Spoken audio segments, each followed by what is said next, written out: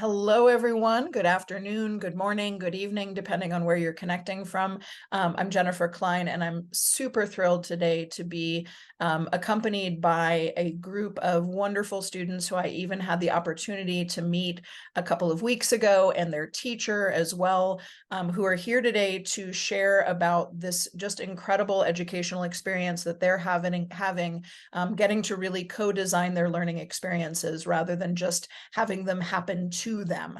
And so I'm not gonna do too much of the talking here, but just to say, really excited to be back with a group of students, listening to what they can share with us about their experience and what they've loved and not always loved about their educations. And of course, want to make sure that we start by introducing their teacher, Jim McHugh. Would you like to introduce yourself quickly? Hey, yeah, I'm Jimmy McHugh. I'm an educator here at Embark, and I think our question of the day is, what is one of our passions? And so I'm going to say my passion is being the first to listen to Josh's podcast when they're released each week. And he knows that because I email him right after I listen to it. So he knows that's my passion. Excellent. Thank you, Jim. Jimmy, can you go ahead and call out the students one by one for us? Yeah, so we have Talia to start us off. Hi, my name is Talia. I'm in sixth grade, and one of my passions is playing the piano. As you said. Then we have Ruby. Hi, I'm Ruby. I'm in eighth grade, and one of my passions is playing sports. We have Rosie. I'm Rosie. I'm in sixth grade, and one of my passions is gymnastics. And here's Hazel. I'm Hazel. I'm in seventh grade. One of my passions is volleyball. And Julian. I'm Julian, and I'm in eighth grade, and one of my passions is football. And this is Max. Hi, I'm Max, and I'm in seventh grade, and my passion is soccer. Excellent. Well, we're really excited to have all of you, and it's rare that I get to present a group of students in a school that is just a few miles from where I live in Denver. It's kind of, most of the time we're connecting across all sorts of different time zones and all of that. So really excited to hear from you all. I will keep an eye on the chat and interrupt if there are any questions that seem particularly important to share with you all as we're going. But I'll pass it back to the students. Tell us a little bit about the experiences that you want to share with us today.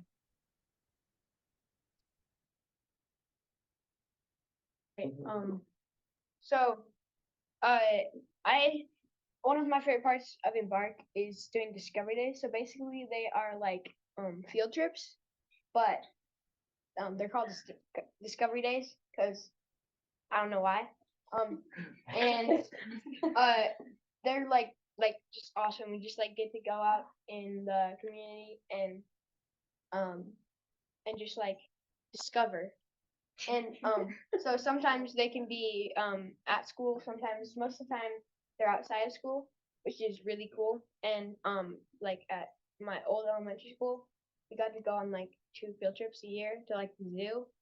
And it just wasn't as like, I guess, like there wasn't that much learning that just comes from going to the zoo, but you get a lot of learning when you're out in the public. So yeah. Max, can I follow up on that? Mm-hmm. I love that that was your response. Can you name one example of your favorite Discovery Day, either this year or years past? I think that in my sixth grade year, we went to 16th Street Mall, which is kind of like a street mall in downtown Denver, and there's just like a ton of shops, and I think we were trying to get like info and like collecting data on like how the different shops do marketing, and we just like got to go out there in like a group of 4 without a teacher, and we checked in every once in a while, but it was just really cool. Cool. One of my favorite things about Embark is shop shifts. There's 2 businesses, Pinwheel and Framework. Well, Framework is closing, but there's Pinwheel. Pinwheel's a coffee shop, and basically shop shifts are where the students get to work in the shop and like make drinks for customers, and yeah. So it's like job experience. Is that what you're saying? Yeah, you get to work not as a barista, but like you get to help in the coffee shop. Nice. Rosie, do you want to describe crash course for those educators that are on the call? Would that be further context that might be helpful beyond just Yeah. like being a barista? Yeah, absolutely. We have a crash course. That About 6 weeks. basically you're focused on one of the shops, and you learn something new about the shop every week, and Do you have to pass through that course? yeah, you have to. There's a booklet, and you have to fill it out with the information you need from the shop. Ruby, I saw you were gonna chime in. Yeah, one of my favorite parts about Embark is our culminating events because usually we're split up into 2 different projects. So you usually don't get to see what the other project is doing fully. So at the end of each learning experience, we get to see what the project has been doing and basically their final product. And I think it's just really cool to see what they've been doing, and then they get to see what we've been doing. Hazel, you mentioned something. Something really cool that we do is mathletes, which is us all here. And right now our job is to help plan LE4, which is starting in January. And we get to be a part of the process of planning it out and thinking about what all the learners will be doing. So to clarify, you're actually getting to be part of designing the project with your teacher? Yes. That's pretty amazing. And we've got all sorts of comments already coming through in the chat, especially from Josh. Josh, do you want to jump in and say a couple of those things out loud so the students know you shared those thoughts? Yeah, sure. I'd love to. You know, when I did my episode with Brian and Megan and Miguel, it all began because of this remarkable sort of flip in thinking you could start with a school and then maybe they might have an interaction with a coffee shop or a bike repair shop or whatever. This flipped the whole thing and started with the bike repair and the coffee shop and said, let's start from experience. Just as Steve Shapiro always says, experience matters, his podcast. And you go from there and build out from it. That's what really drew me in right away. And that was really cool. Anything that you want to share about how that works, I would love to hear more about that today. Thanks, Josh. Back to you all. So I'll revise the question just to summarize. It sounds like Josh is saying, where do we develop these project ideas from? Are they just like crazy ideas that we just want to just pursue, or are they based on something in particular? Ruby. I think it kind of starts with a need, either that the shops or Embark needs to do. And I'm not totally sure how the teachers come up with it, but I think they ask the shops about kind of what they've been noticing or what the shops have been noticing about what they need to do, and what students can help with that. You nailed it, Ruby. We all talk to the shops and we determine based on that particular month or day or season what the shops need in terms of priority and financial viability. We collaborate on that, and then we ask you your reflections on where you want to be in terms of which project, and then we go from there. But this is quite unique because you as mathletes get to help design some of the projects that are upcoming, which is pretty cool. Anybody else have a response to Josh's question? Got it? So what's the need this time around? We're making a cookbook. We're co-designing for a cookbook. Why are we doing that? That's a good question. I think to kind of bring back some of the culture that our families have, and maybe that our community has, that has been kind of covered up by gentrification. Yeah. Anybody want to add? Yeah, Matt. So I think to add on to what Ruby said is, yeah, definitely kind of as a really modern school, this is really new to the community. So supporting the community and that's basically what this is. So we're and yeah, so we can focus on what this was and what it is now and how we can, basically. Can you tell the audience a little bit more about the neighborhood you're in? Because I know the neighborhood you're in, but I don't know that everybody here knows that much about the history of that neighborhood and what's changed in the last few years there.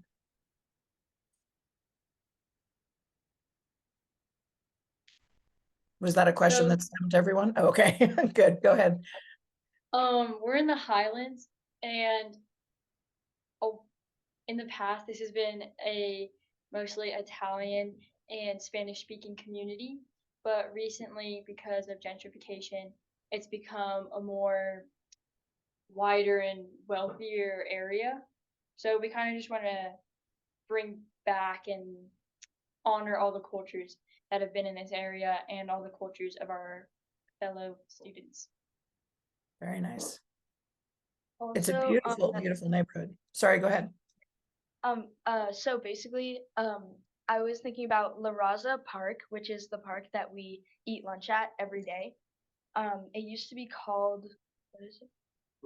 It used to be called Columbus. Yeah, it used to be called the Columbus Park, but then people kind of like fought for it to be renamed to La Raza Park to like kind of bring back the culture of the people that used to live here and still live here. And have we done, I know that this cookbook we're developing as a possible culminating product for a culminating event. But do we just do that in isolation? Like, where did we go yesterday? Who have we spoken to already?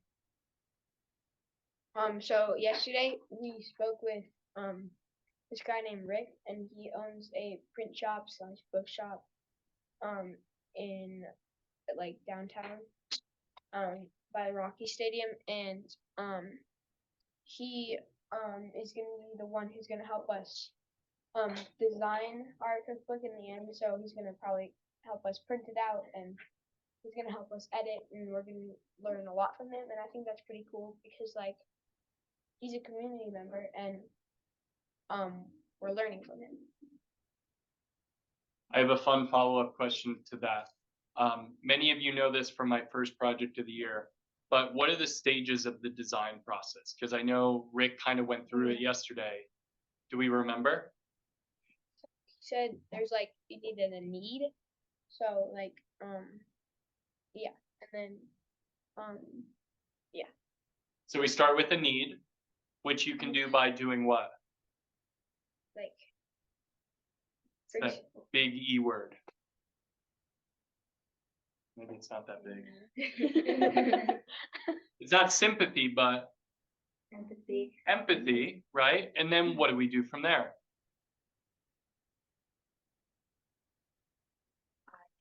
Ideate, love it, Ruby. And then what? do it. You do it, you test it out, right? And then what happens? I like it. We're using our own words. And then it happens. And then it happens, and then you just leave it, or do you? And then improve it. You improve it and you reflect on it. So that's what we're going to be doing with the cookbook. It's a continuous design process. Jennifer, back to you. I'm a terrible host. You're the better host. No, this is wonderful, Jim. And I would love to actually ask the students, before we get to Josh's question, to ask the students to share a little bit about what you shared before we went live with the group about improving the mocha drink in particular. Because there were some really good things going on in there in terms of a specific need. The mochas are not that good, I guess. Can you share more? Yeah. So does that? I want to share the air. So what's the need in the shop? Better mocha. Thank you, Julian. Better mocha. Tastes like It Whoa. doesn't even taste like mocha. It kind of tastes like just a bitter, like a bitter chocolate. Yeah. So essentially, wait till January to try our mocha. And so what are we doing this current project? making Making it better. Making a new mocha. multiple versions of mocha, Based on what? Seasonal. Season. and they're gonna be good this time. And it's gonna be good this time. So today was day one for our project. What did we do today? Today Jimmy bought us different types of chocolates and made us research, like Made not made made them. made them. They Forced made them us. to. Well, he told us to research the history or like where the chocolate came from the beginning of it was in like cocoa. Yeah, cacao Cacao beans. beans. What country did we look at? We searched Ghana. Ghana, that's right. And what do we notice about where the beans come from typically and where they're consumed? Where they're where they're grown is less like they don't really make that much money against where people consume it, like the United States and Canada. Do you think that, so we're kind of wrestling with this issue of, is that right? Is that ethical? Should that be the case? What else did we do today? Math. We did math. Yep. What about, so some of you aren't in my project. So some of the learners here are in a different project with our other educator, but for some of you here, we did math in the afternoon. And what type of graphs did we look at? Scatter point. Scatter plot, yep. And we were determining how to graph them and what the foundational math skills are interwoven into this project, because we want it to be partly research-based, right, academic and rigorous, as well as hands-on in making these recipes of mocha. And so we're incorporating ratios, proportions to actually develop the recipes, as well as when we go to Jar Chocolate tomorrow, if you want to talk about that Discovery Day, we have an opportunity to bring in and design chocolate bars that we can actually sell at our shop. Does anybody want to talk about the Discovery Day for tomorrow? So we're going to this chocolate shop, and basically we're gonna make chocolate, like chocolate bars, and we get to design like the wrapper for it, because they have like artists come in and draw or paint or like design the wrappers, and they're all unique, and so we get to do that tomorrow. With the potential to sell those in our shop. Yeah, So, and we like, might as sell that. a mocha. So a lot of Good job. financial analysis going on there, I'd imagine. Right. Love it. Love it. So we have a question here from Josh. Josh, you want to jump in with your question? Yes. So first of all, I now want a mocha really badly, a good one. Me too.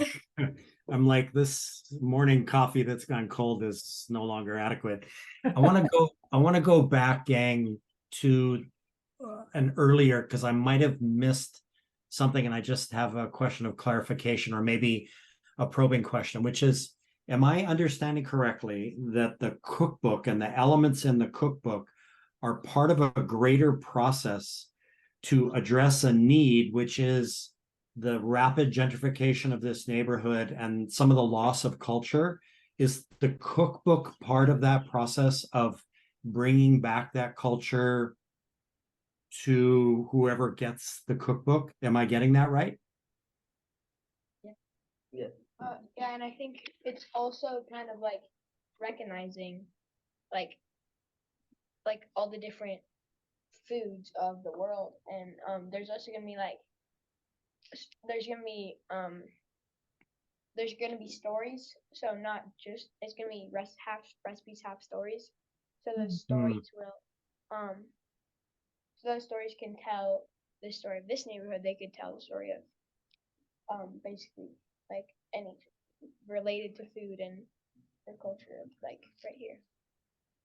Wow, that's like, I just want to share with you really quick that, you know, in a previous life, almost more than 40 years ago, I was a chef, and I have a lot of cookbooks at home.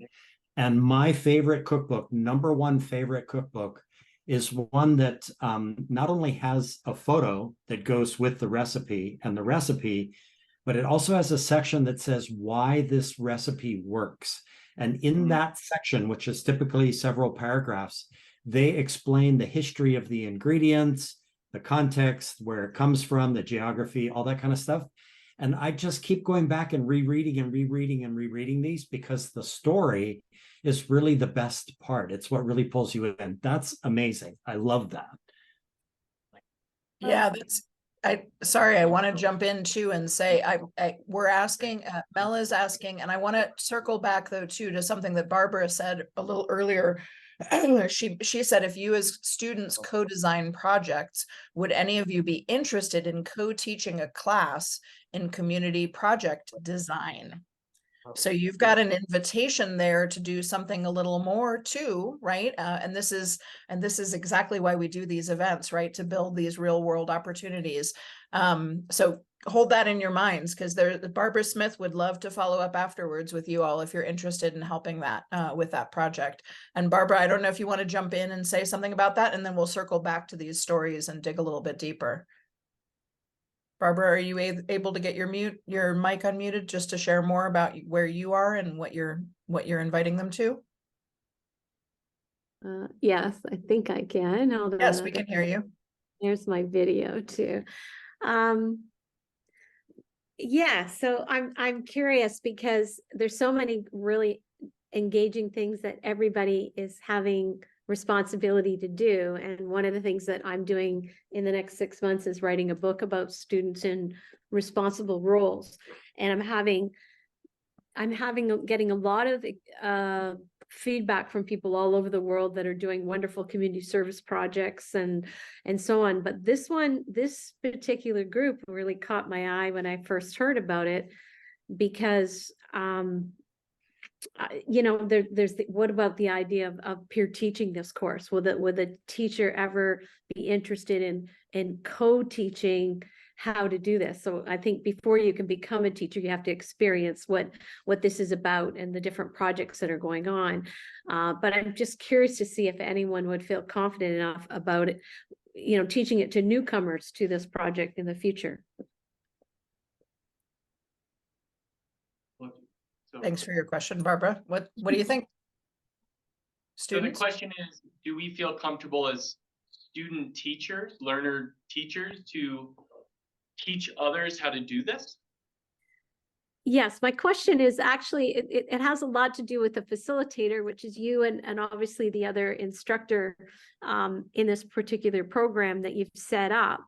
And would you, be willing to co-teach with students what you are doing? Would you think that students, would you want to do this? Would you want to be in that role? Because I've done a lot of work on peer teaching, and it's very empowering to actually be able to teach others, and then you really come to understand all about it. But maybe they're just happy with the teachers doing that. I don't know. And how does the teacher feel about sharing responsibility? It's a great question for you, Jimmy, too. I feel like we're actively doing that through these projects. So obviously my natural answer is yes, but only yes if y'all want to do it too. Yeah. So Barbara, you got us. Okay, so let's design a course. If we can circle back to stories real quick. Julian, part of what grew my enthusiasm about where this project was going was just a simple conversation I had with Julian. Julian, if you don't mind sharing. Yeah, so me and Jimmy, I was asking him if I could do enchiladas. And when I used to do them with my grandma, well, I mean, I still do them, but when I used to do it with my grandma, when we made the sauce for it, every time we got to the salt part, she was like, just do whatever your heart does. And that's a story that just it spoke to me so vividly. Josh, it goes back to what you're saying. It's a cookbook is not just the ingredients in a recipe. It's the love and those moments over a meal and cooking it together. I was just this project's gonna hit because Julian's a part of it and he's helping co-design it. So that just it's a good motivator.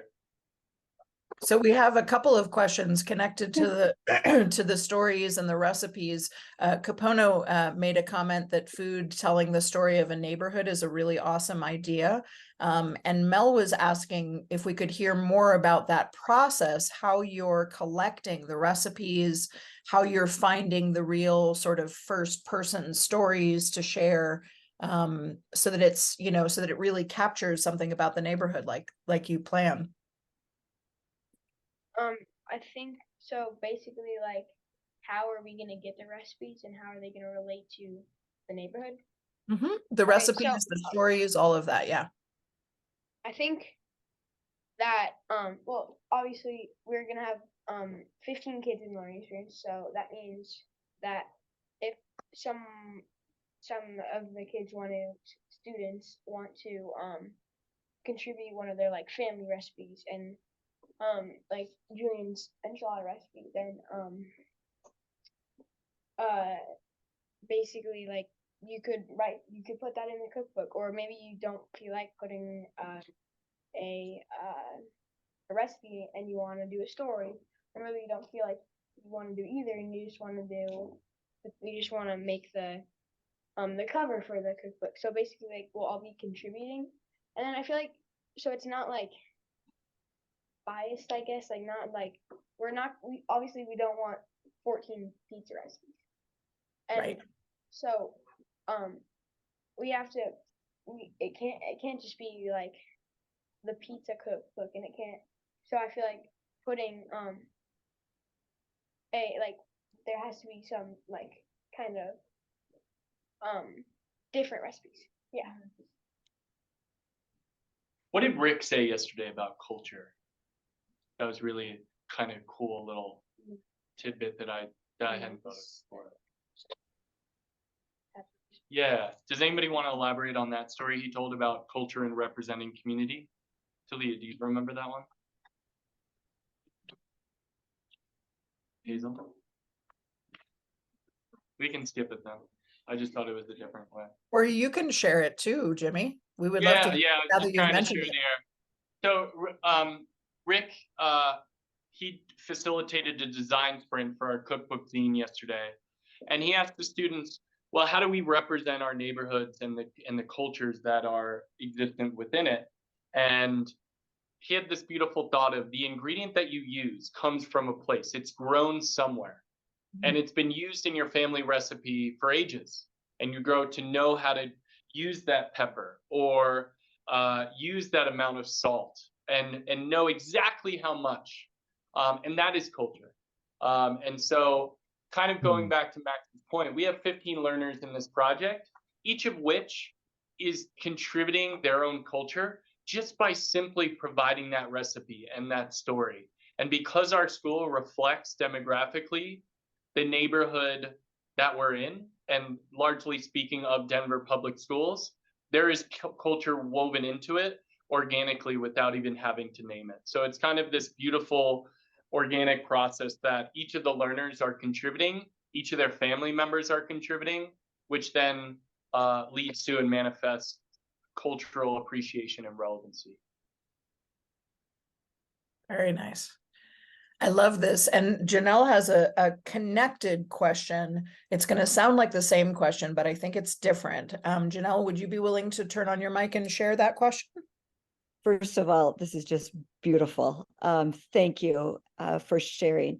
I just love the community impact. I love just really how you're leaving to learn or learning to leave, and just all these beautiful skills that are coming from this. But I just wanted to ask of what I'm very interested in, and Barbara will probably be able to share, this is kind of connected to you too, but what does this like co-creating these types of projects that you have purpose around, that you have impact, that you touch your community, what does it like really sound like or look like as you're co-creating these projects with your lead experienced designers?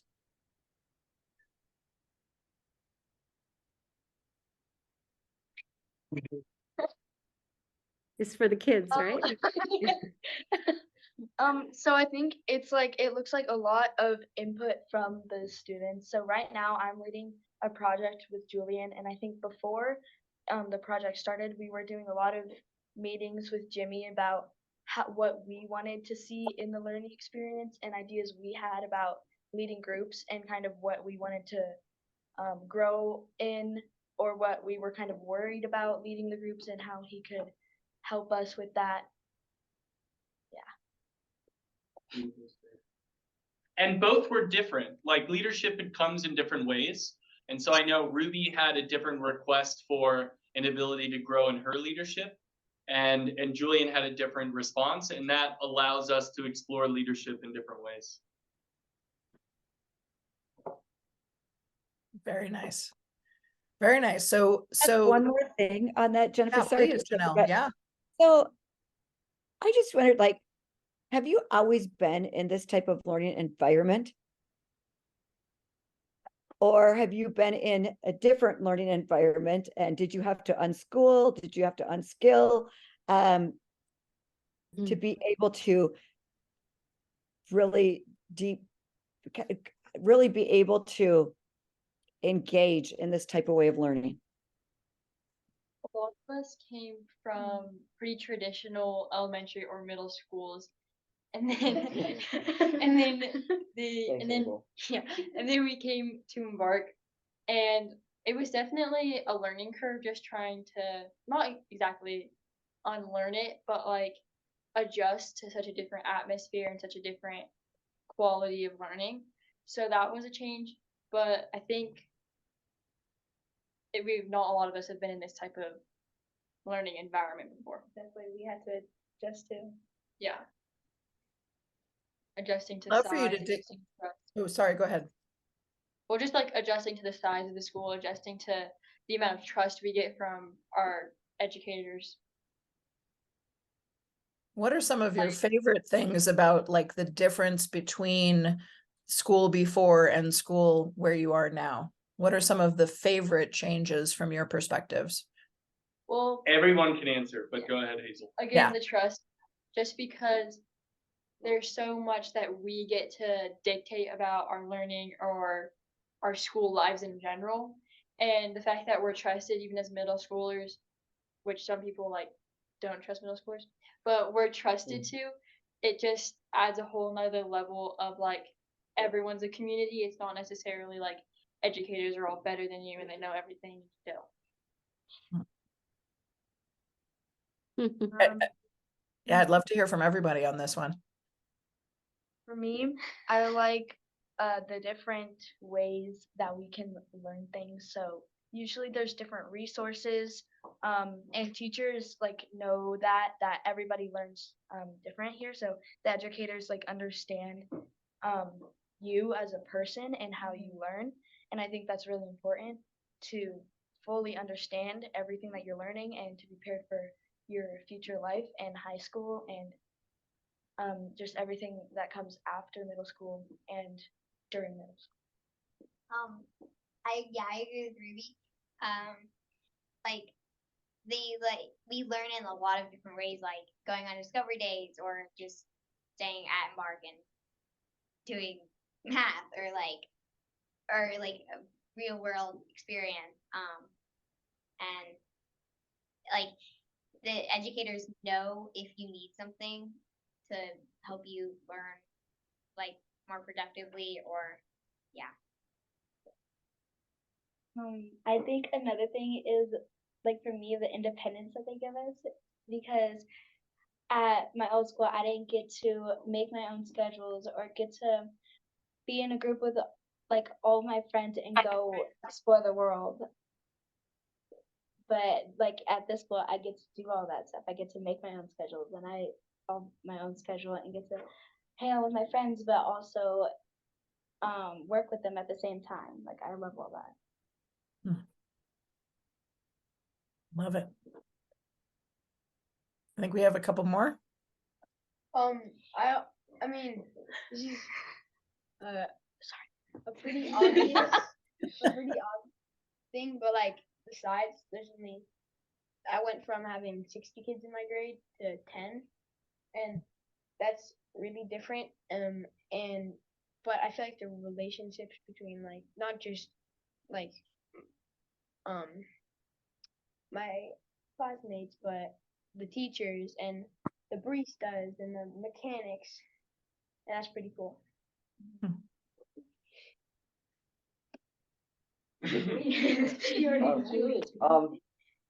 One other thing is also like getting different types, like getting mixed grades. Like not just eighth graders are gonna stick with eighth graders and seventh graders are gonna stick with seventh graders. I think you can get like different types of views from different types of grades that I also really appreciate that they do.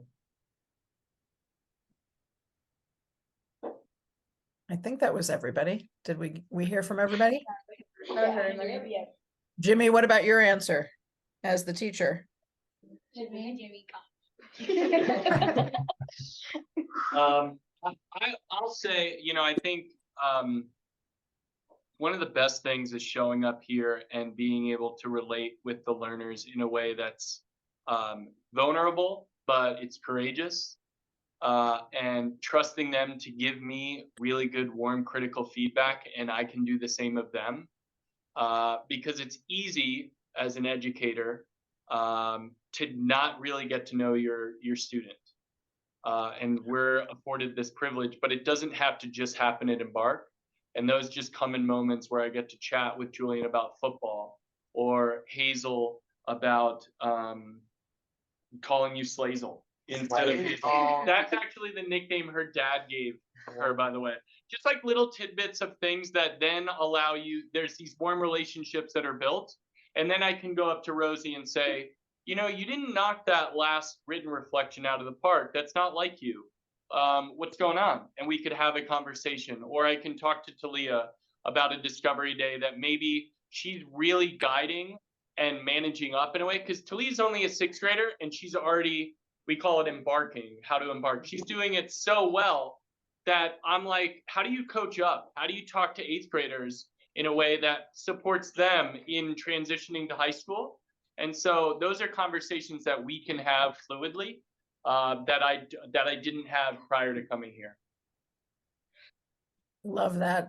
And I obviously noticed that all of you are calling your teachers by their first names too, which I think, it's, for me, it's always been a signal of that kind of connected relationship or connected community, when the adults go by their first names too. We've got a question from Barbara that I think it's kind of the hairy question of the day, right? And it was in my mind to ask the same question. And that is, how are you doing standardized tests? Are you, as a school, accountable to the state? How are you handling that piece of things? Unless you guys are well versed in the Common Core state standards for Colorado and mathematics, I'm happy to take that. So we are very mindful of the standards that our learners should be prepared, growing in, perfecting as middle schoolers. And so any project that we design, once we speak to the shops and their authentic projects that need to happen, I then go back, Carissa, Brett, the other 2 educators, we speak to the other adults in the room and say, these are the standards that come out of the learning experience, the project that we're developing. And so, for instance, the first project of the year, my group of students were presenting and developing merchandise for our school for the first time.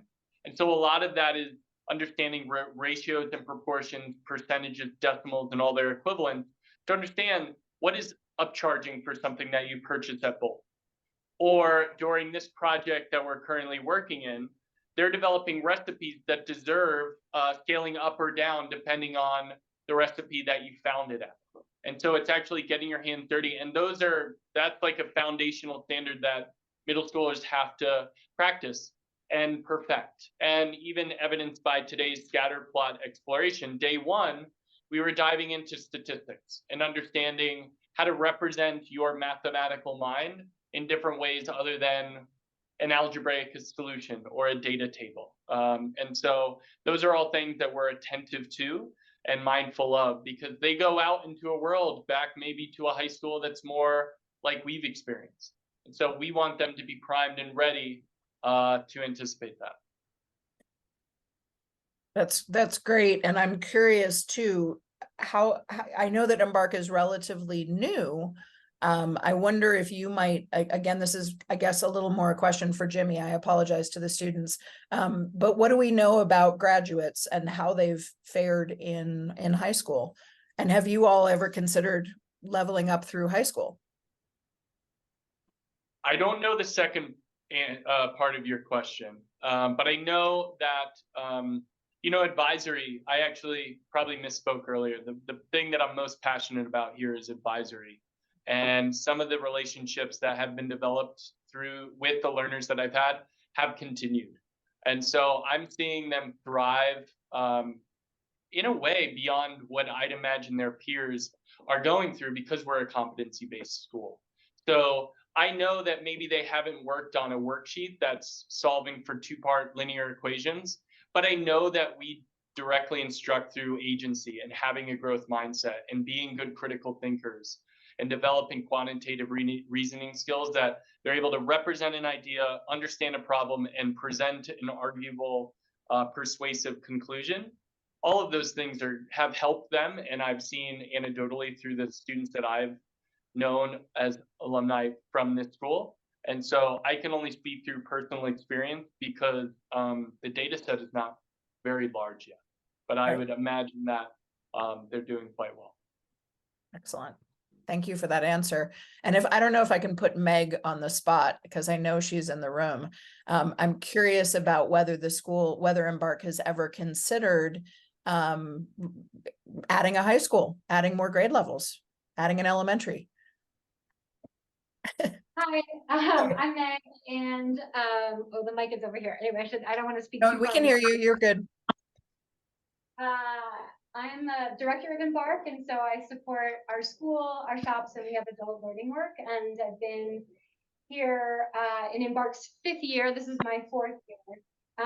And yeah, I would think I would expand on Jimmy's question around like, so we are an independent school, tuition free, with the intention of really pushing on margins of what's possible in education. So really intentionally being outside the system to push on the system.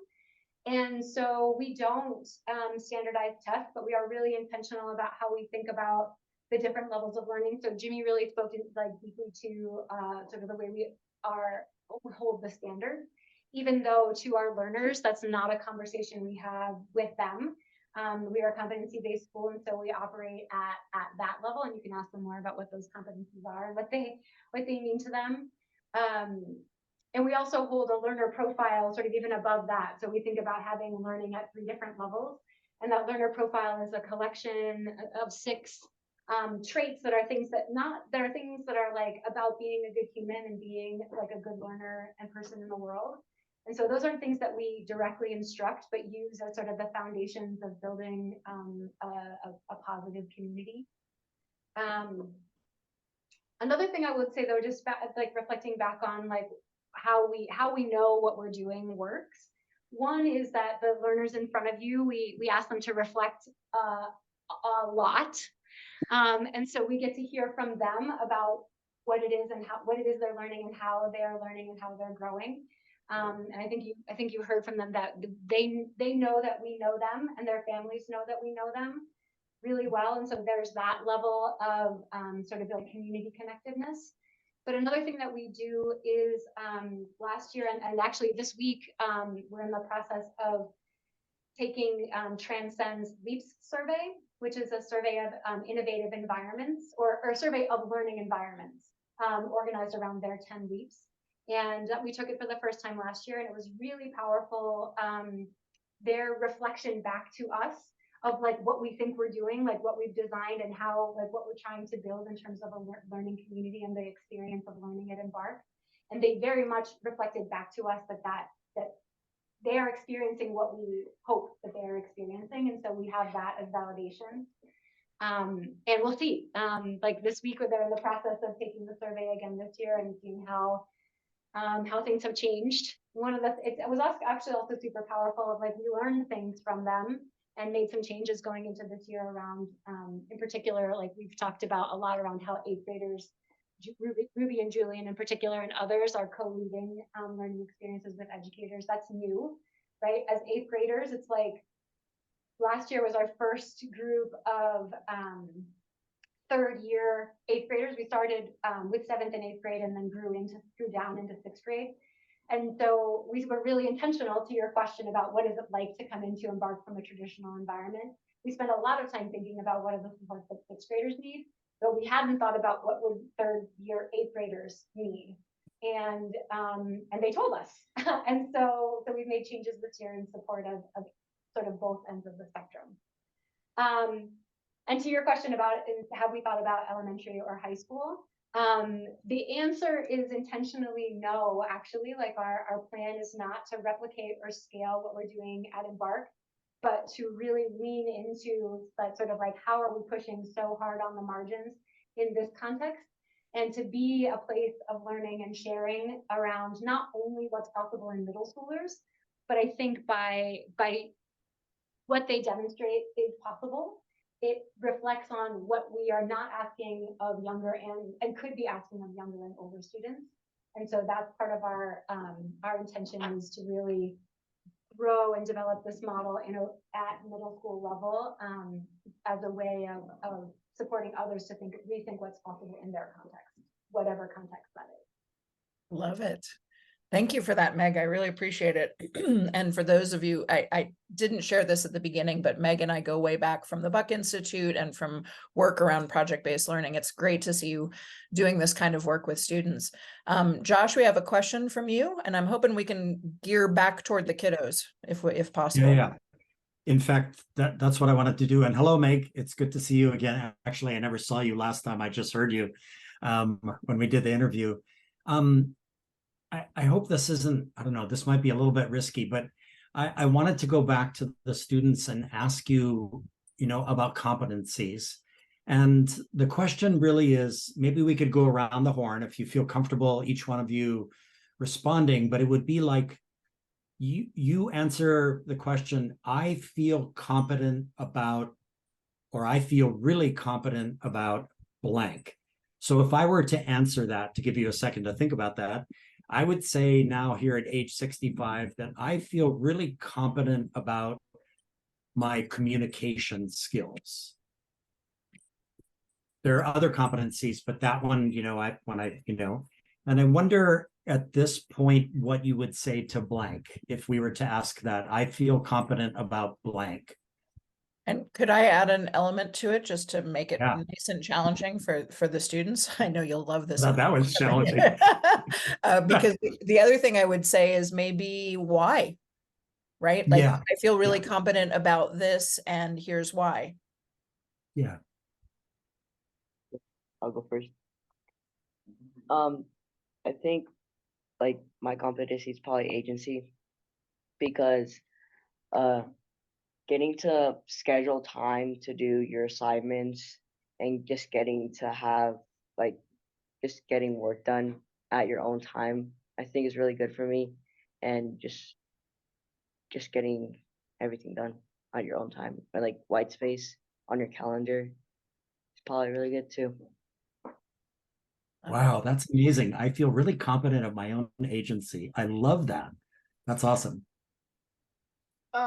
I would say the same thing, agency. Obviously, in a traditional elementary middle school, they would get the teachers, and like they would be the ones to create the schedule, and they'd be the ones telling where to go. So I think it's cool that we get to create our own schedules, because even though, I mean, obviously it's not like we just get to do whatever we want, because there are things that are mandatory that we have to go to. But I think it's really cool that we get to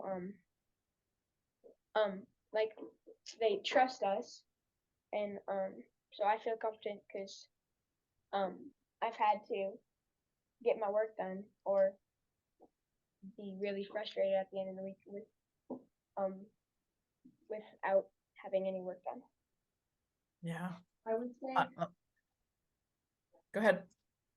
I would say I've gotten pretty confident, or I'm still becoming confident in collaboration, because we do so much collaboration in this school, just with different groups for, say, like for the drink learning experience that's going on right now. They're in groups doing these different seasons for different drinks. So I would say that there's just been so many different experiences in collaboration, positive and negative, and being able to work with people who have different opinions or process things differently. It's been a really great experience and a lot of great learning. I feel confident in communication. Like if I don't understand something or I need help on something, I can ask one of the educators to help me, and I'm not just like stuck and don't know what to do. Wow. I felt more confident in my critical thinking skills because when I was in 6th grade, so when I first joined the school, I had kind of trouble like avoiding things or like avoiding problems. And I think now that I can kind of think about that and like take steps to be able to complete my work or solve a problem, I think it's become a really important part of my learning and being able to be more confident. So yeah. I think I've gotten confident in collaboration because we get to do a lot of group work, which I feel like is a good chance for me to grow in that competency. And Nice. That was great, all of you. I'd love to ask a follow-up question, which is what are the other competencies as well that you're working toward? That was really wonderful to hear all of you celebrate what you're already feeling confident about. That's wonderful. Can you share some of the other competencies that your school is working toward? So I think I heard 4 of the 6. We have reflection. Quantitative reasoning. You just nailed it. Did you all hear that? Julian and Ruby. Again, that'd be great. The other 2 competencies that are here are reflection and quantitative reasoning. Nice. Yeah. Very nice. Excellent. Any other questions from the crowd for these wonderful students? I wonder if we can ask for a definition of qualitative reasoning from them. Oh, Yeah. What is that? Math. So I think quantitative reasoning here is kind of being able to explain your process and what you did to come to like this answer that you got. And Okay. it's mostly about like math. So yeah. Can I ask a follow-up based on that? Because that's a beautiful answer. The last learning experience, the last project, I was not one of the guiding educators. I was in a supportive role doing quantitative reasoning, but it was called, what did I call it? It was blending one of the other competencies that I know you had named that you have been working on, and collaborative Reasoning. collaborative reasoning. What were the roles, the equitable group roles that we worked on just in math? Yeah, skeptic, coach, Accountability manager. team leader. Accountability manager. So why are they important in math? I thought math was just scribbling, solving equations by yourself individually. Why would we have these equitable group roles? And what was your favorite equitable group role? I'm always a skeptic, and sometimes Skeptic. but sometimes with a certain type of people, like sometimes you might change your group role. It depends of like who you're working with. Because when I was a skeptic with Dixon, one of our group members was kind of like off task, so I moved up to like a team leader or a team coach, just so we can get that work done. Who liked being the coach? What does the coach do? Okay. Right? Hazel? Like basically the coach is like kind of like cheers people on and like gets people focused. So like if people were like being just like not focusing, talking about other things and like not feeling like they were like they're just like like over there like sitting in the corner and not being like really included, that's what the coach does to like include them. Yeah. What's the accountability manager do? The accountability manager kind of keeps people on task, holds people accountable for their work and the whole group's work. Yeah, the manager of the accountability. The manager of the accountability. Yes. Who gets to relay questions to Jimmy as the educator?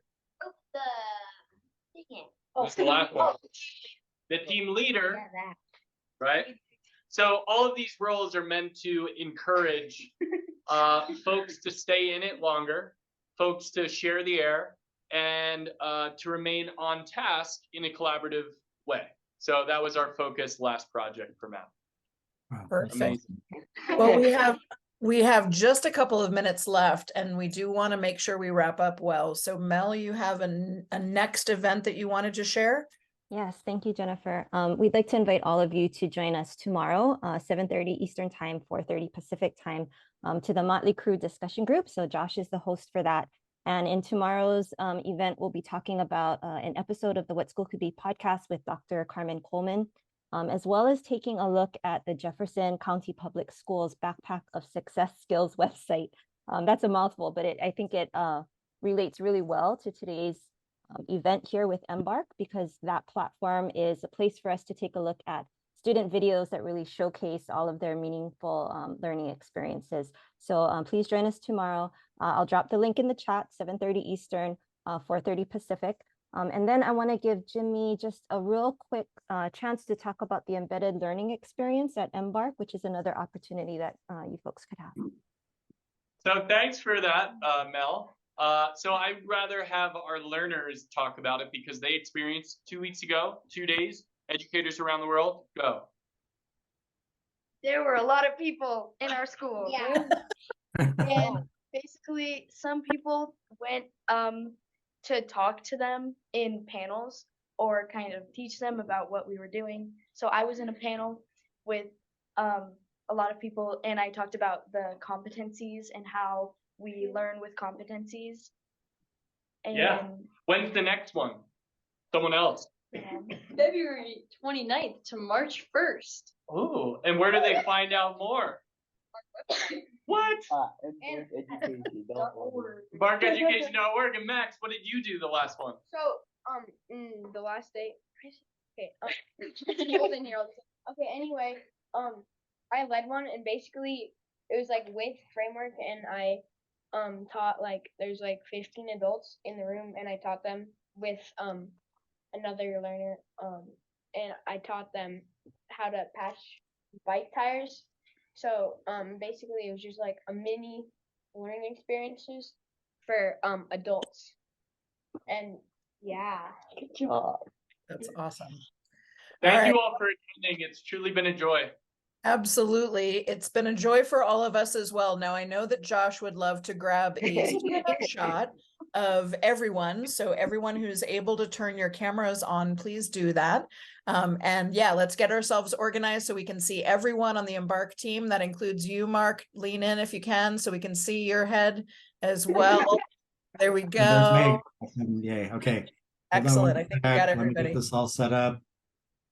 Okay, here we go. 3, 2, 1. Perfect. Thank you. Awesome. Thank you all so much for sharing your learning and your experiences. This sounds like an incredible school. I'm definitely going to have to get over and visit. And thank you all so much for being a part of this event. We will be doing lots and lots more of these student protagonism events. And if anyone listening to this, watching this video, or in the room right now has students doing an exciting project and wants to share, let me know. We would love to have you. All right.